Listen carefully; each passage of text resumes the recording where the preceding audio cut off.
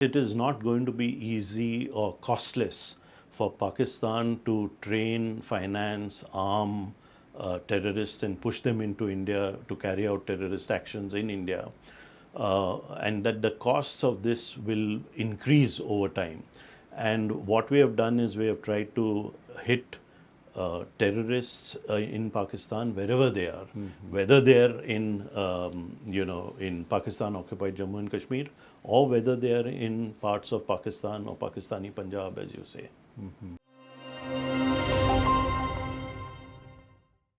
Welcome to Strat News Global. I am Surya Gangadharan.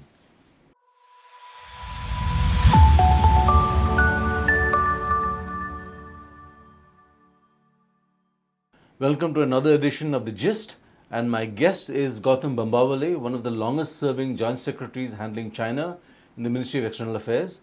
He was also ambassador to China, he was also High Commissioner to Pakistan, and given the circumstances in the India-Pakistan scenario, the ideal person to make some comments on how he sees this folding out.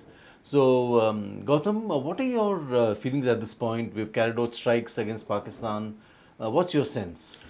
Yes, so I think, after the Pahalgam incident where so many Indian ordinary people lost their lives and one Nepali person also, a number of steps were announced by the government of India, which were mainly on the diplomatic side.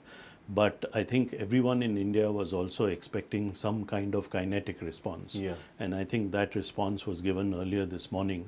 You must keep in mind that after Uri in 2016 and after Pulwama in 2019, the government of India had also carried out some kinetic action. So I think it was but natural for people in India to think that there would be an aspect of the response this time which would be kinetic in its nature.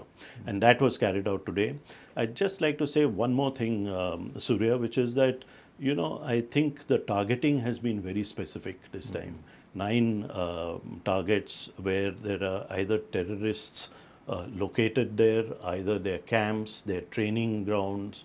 So this is a very specifically targeted strike that we have carried out, or multiple strikes if you want to call it that way. And I think that sends a message by itself, and which is why the Foreign Secretary in his briefing this morning said that these are, in our opinion, non-escalatory. Given that the strikes also hit targeted locations in Punjab, which is the home base of the Pakistani military and the establishment, is there a larger signal going out here? Look, I think the larger signal is that that it is not going to be easy or costless for Pakistan to train, finance, arm terrorists and push them into India to carry out terrorist actions in India. And that the costs of this will increase over time.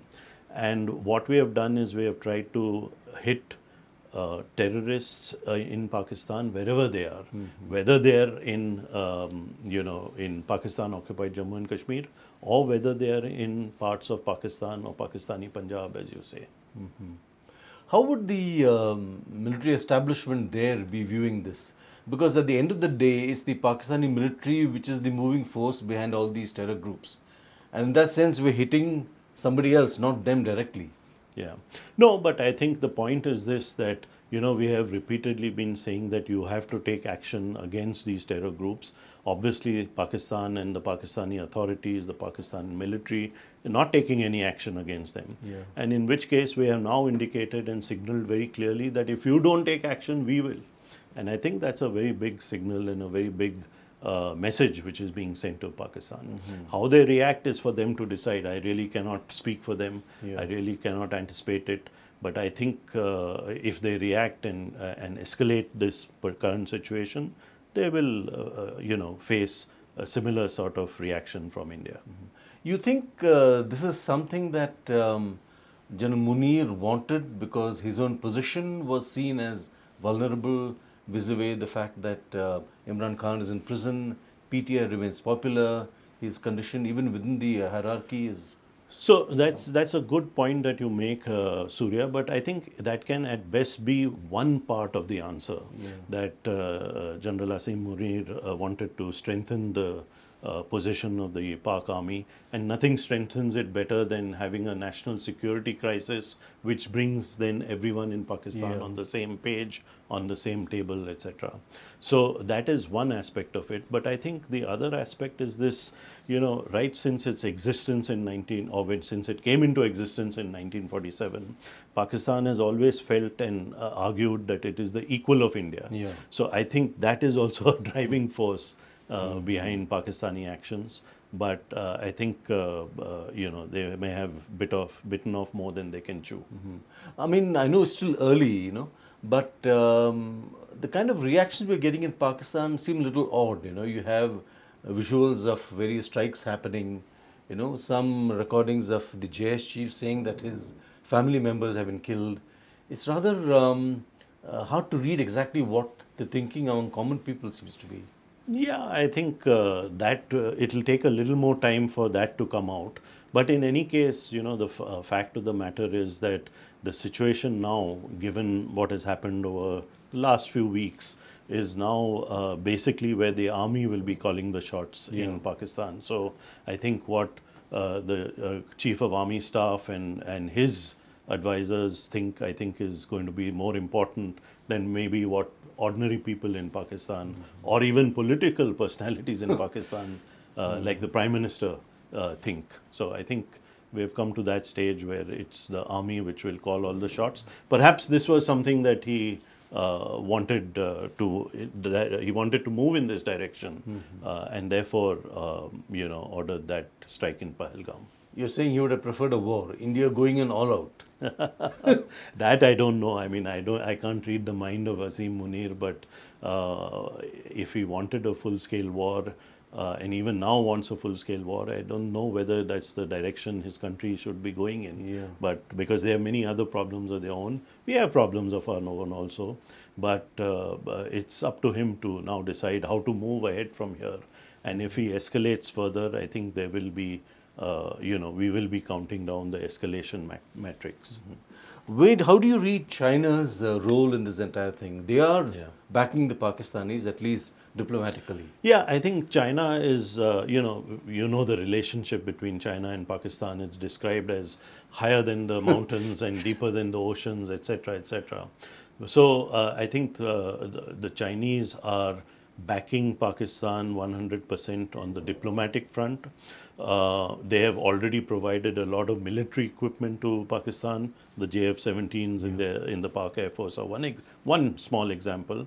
But I think I don't think they will take a military hand in this current dust up between India and Pakistan. I think they will keep the India-China line of actual control, including in eastern Ladakh, relatively quiet during this period. You don't, I mean, looking at the India-China equation here, we have troops massed on each side. You don't see any dilution of that going forward? Look, there cannot be a dilution of that unless there's an agreement between the two sides, and it need not be a written agreement. It can be an agreement between the two militaries to de-escalate the situation in eastern Ladakh. So if they agree to remove their troops from positions where they are fairly close to each other to back to their normal bases, then that will help to de-escalate the situation on the India-China LAC, especially in the western sector of the LAC, which is in eastern Ladakh. There is no incentive for them to do that. Look, there is no incentive for them to do that, but also, we have been going at it. We've had so many rounds of talks, etc. We have made some achievements on the ground. There has been a disengagement of troops all along in eastern Ladakh. But further de-escalation, I think, is going to take a lot more discussion, talking, etc. Do you expect at some point that the Chinese will decide, yes, we want to... you see that sentiment on the Chinese side? Frankly, I don't see that sentiment on the Chinese side. But there are costs involved in that, in having your troops in those positions, especially in the high Himalayas. So I think it is when the costs become much higher than any return that the Chinese may agree to some kind of de-escalation in eastern Ladakh. I mean, all these reports we read about the Chinese economy not doing well and pressures on Xi Jinping, the purge of various generals. Would that have affected the capabilities, training of the military? Look, it may have affected it slightly, but I think the Chinese PLA is a fairly professional force, well trained. But you know, the Indian soldier is also very well trained and is combat ready. Yeah. And we saw that happening when we had the Eastern Ladakh situation from the summer of 2020 onwards, and we were able to do matching troop increases in those forward areas at heights of 15, 16, 17,000 feet. And that eventually led to the disengagement process, which has more or less been completed. But the next step, which is de-escalation, is still some time away, still some distance away from happening. So there's really no incentive on their side. They are not, I don't see any great incentive at this point in time. despite the issues they have with Donald Trump and so on. Despite the issues, despite the costs of having your troops in forward positions for so long, and you know, to have them equipped, etc., I think their economy can handle it, and I don't see them, you know, wanting to de-escalate, because the discussions between the Indian armed forces and Indian diplomats with Chinese armed forces and diplomats has not led to that as yet. I'm coming back to this about the generals being purged from the hierarchy, including Politburo people. Does it suggest that Xi Jinping's reliance on the military, he wants it to do big things, do a war or whatever? Yes. Would that confidence have suffered, been shaken because of such high-level corruption or indiscipline? So you know, when generals are purged, I think it is only partially due to the fact that they may be corrupt, etc. It's also due to the fact that they have not been able to deliver results which Xi Jinping is expecting and wanting. And Xi Jinping for a long time now has been saying that he wants an army, or he wants a military which can fight. Yeah. So I don't think that they have been able to reach that stage as yet. And maybe that is the reason for some of the purges of generals, if not pure corruption. I mean, the PLA has never fought a war since '79. Exactly. And does that give a sense that all is not well within? I mean, we don't know how these guys will react in an actual combat situation. Exactly. But I think even then, we you know, the assumption we have to make is that it is a well-trained army. It's ready to do battle, and we cannot make our assumptions less than that when we deal with the Chinese. What would make this hypothetical completely? I'm asking you to speculate. Sure. What would make the Chinese step in favor of Pakistan in the current scenario, perhaps? Would there be any? Do you see any likelihood of them physically stepping in to back Pakistan? And you mean militarily? Yeah. I don't see them doing that, and for the simple reason that I don't see in the dust-up which has happened between India and Pakistan, I don't see any direct impact or harming of Chinese interests.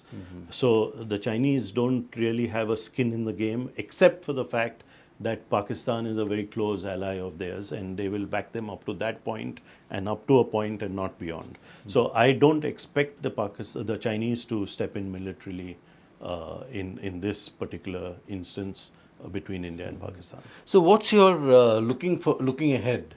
How do you see this India-Pakistan scenario panning out? So I think the best case scenario would be that everyone says that, look, we have done what we had to do, and that bring it to a close and dial it down, de-escalate the situation.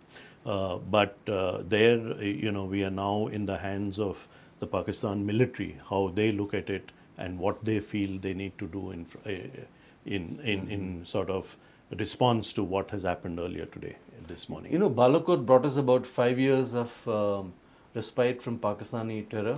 Not really, because there have been terrorist Yeah, incidents even in small between. attacks. Yeah, smaller attacks, maybe not as big as this one, but this was particularly barbaric. But what is the way forward then? I mean, at some point you have to grab the bull by the horns, isn't Yeah, it? I think the way forward is, the Pakistanis themselves have to tackle this whole thing about terrorism. They cannot use terrorism as an instrument of state policy. They have to give it up, they have to abjure it, they have to lock these people up, or at least make sure that they don't follow terrorism anymore. And the earlier they realize that, and the better it will be for them and for their own country. But at the same time, they don't seem to be giving any indications of this. So we will have to raise the cost for them to use terrorism as an instrument of state policy. And that is exactly what we have done this morning. So, last question. What is it that makes the Pakistani army stick on despite defeats, successive defeats? And you saw their carbon copy, the Bangladesh military, which at some point decided to step back from politics. In this case, these guys don't let go. No, so I don't know if you know that when British India was partitioned, Pakistan got about 17 or 18% of the landmass of the erstwhile British India. But they got 33% of the erstwhile British Indian army. And the reason for that was because there were a lot of soldiers and officers who had a Muslim religion, and they were given the choice of which country do you want to join, and the bulk of them joined Pakistan. So there is this mismatch between the size of the military and the area of the country, and which continues till today, and which is the reason why the Pakistan army, the Pakistan military has always played an outsized role or has overly influenced politics within Pakistan. And I don't think they're ready to give it up even now, despite the fact that they're not directly in control of the politics of Pakistan. There is a elected prime minister and cabinet, etc.